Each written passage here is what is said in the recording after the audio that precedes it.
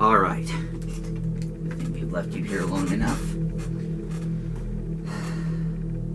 I'm tired of your cockiness. This is not a game. This is an interrogation. An interrogation of... I'm here, NitPicker! Quiet down, I'm in the middle of the interrogation. What, you started without me? Not cool. Well, I'm sorry you took so long. You know, in order to be good cop, you also gotta be a good cop. Well, look, you were hollering at me at the last second.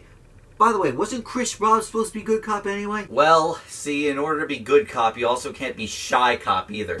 You tell us what we want to know. Well, I mean, you don't have to, but it'd be really helpful to us. I mean, we're not trying to force you anything you don't want to do. I mean, I'm not really got out for this. Yikes. Well, I'm starting to lose patience with the suspect. What's he being suspected for again? Murder. Wow, you said that just like a horror movie. 24 hours ago, there was a murder in a trailer park, killing 2 civilians, and it is believed that the suspect is the one sitting on this very interrogation chair. Isn't that right, Ivy the Kiwi? Isn't that just a DS case? Oh, Bob Dan, you innocent non-believer. This DS case has been emanating paranormal activity. Meaning? Haven't you seen any movies, Bob? It's either ghosts, possession, or both. So what you're saying is that this DS case has been possessed by a Kiwi spirit? Exactly. And it is far-fetched to believe that a Kiwi could carry out murder. So, what's the issue? Read the title, my boy. It has a question mark at the end, meaning that it's playing coy with us. So, if we can just get it stop playing around, then our case is closed. So, the question is, are you a fucking Kiwi or not?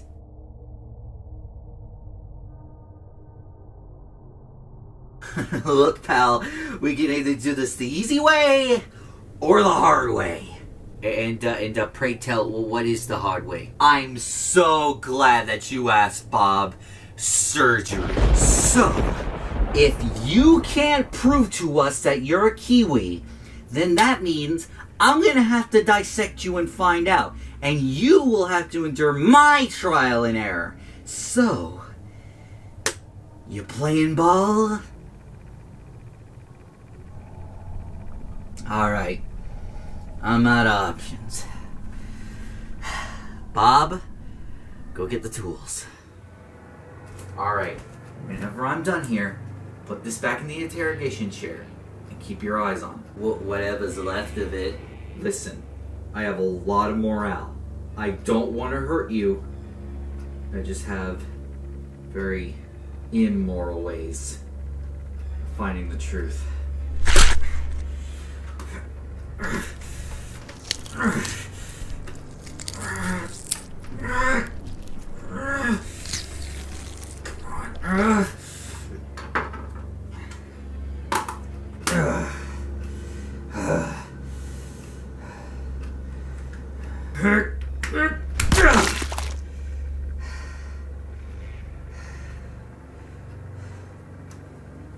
Let's NitPick Ivy the Kiwi.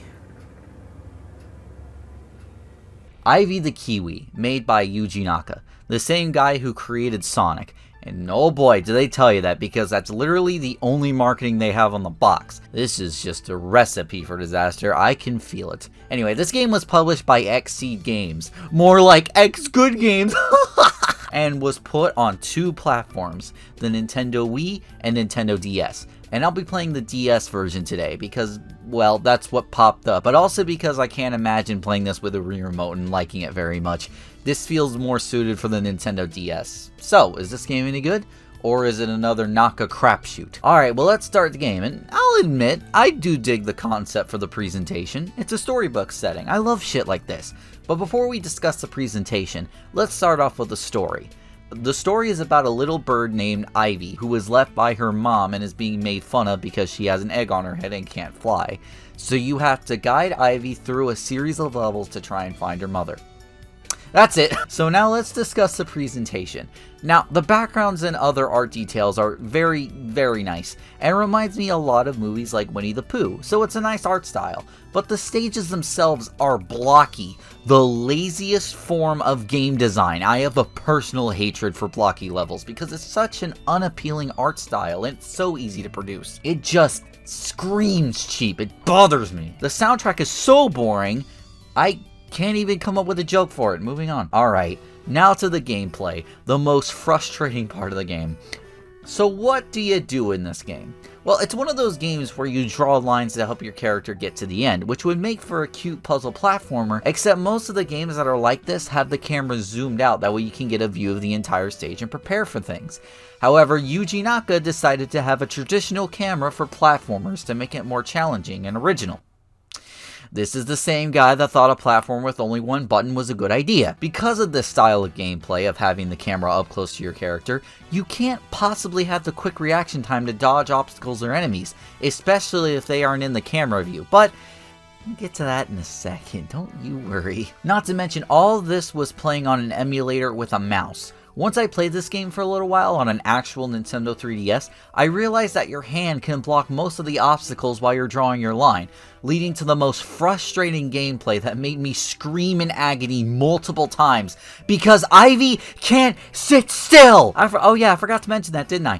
Ivy auto runs. You cannot stop her. Trust me, I tried multiple ways. You can't properly get ready for obstacles or get ready for certain hazards because you gotta keep Ivy safe. No wonder your mom left you! But yeah, you're responsible for Ivy. If she dies, that's on you. Even if she could have stopped to assess what's coming next. No, that's your fault. You did that. It gets to me so much. Ivy's just walking along expecting you to plan for a future, when all that makes me want to do is just take this little pen right here and draw a vine around your neck. And then pull, pull, pull until I hear a satisfying crack in her neck, telling me that all my problems are over with just a simple yeah. That's what I want. That's what I want for Ivy. Anyway, not being able to stop in the game just makes the levels super annoying. They're like auto-scrollers. Nobody likes auto-scrollers. Yet this whole game is more annoying than that. 69 Metacritic? 69? You want to do that with a Kiwi? Let me remind you, by the way, that this also came out on the Nintendo Wii, and that one was rated higher. How the fuck do people prefer that version? I can't imagine playing that game with the motion controls. Alright, sorry. Back to my review. So because of not being able to stop and assess your surroundings without just kind of running for dear life and hoping nothing hits you, the obstacles can be frustrating. So first we have oh shit, alright! Which is the easiest in fairness, but still annoying. But we have the way more annoying, the crows. These flying bitchmen are literal demons in the game, waiting to stop your progress at any moment because Ivy just happens to swing up in the air when you're trying to go up. And when that happens, you have no reaction time to quickly direct Ivy back down. So boom, dead. And I want to mention, by the way, you cannot attack the birds. Let me repeat that. You cannot attack the birds.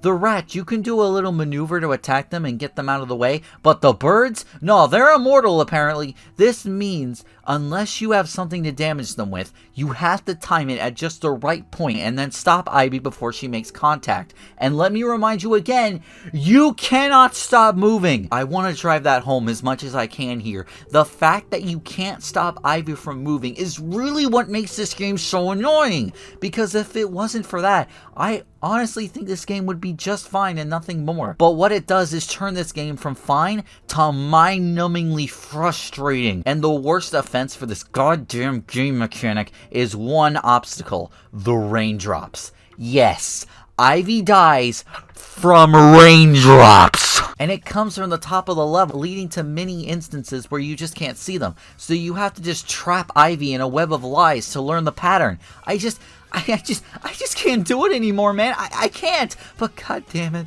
I'm gonna. Because hey, at least it's just straight to the end, right? You don't need to worry about any annoying errand missions. You son of a bitch! So if this game wasn't annoying and frustrating enough, they introduced this rock that is required to get past certain obstacles that you have to move along with Ivy. So now, you don't have to worry just about Ivy, you have to worry about a stupid boulder flying all over the place while you're trying to keep your eyes on both Ivy and the rock at the same time. God, I can't. Why? Why do you do this to me? Was this game made just to kill me? Because it's sure doing a great job. I'm going to have a heart attack. And with that, by finishing the game, you then get told the whole story of everything you just went through.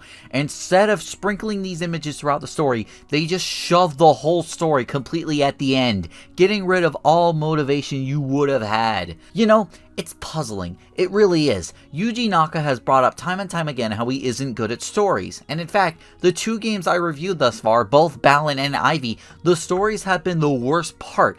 But what's more funny is, if he's so bad at the stories, why does he always do stories about either depressions or emotions or abandonment? When in order to tell those stories, you need to tell them properly.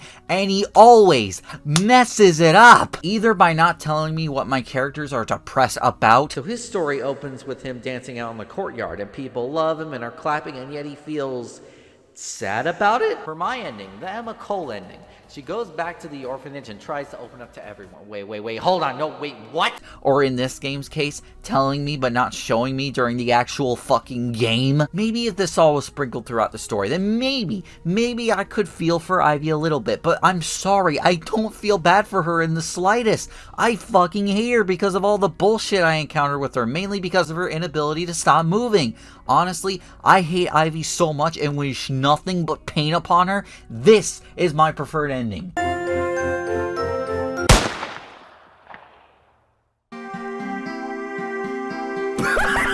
Yeah, I think you were right all along, Bob Dan. I think it's just the DS case.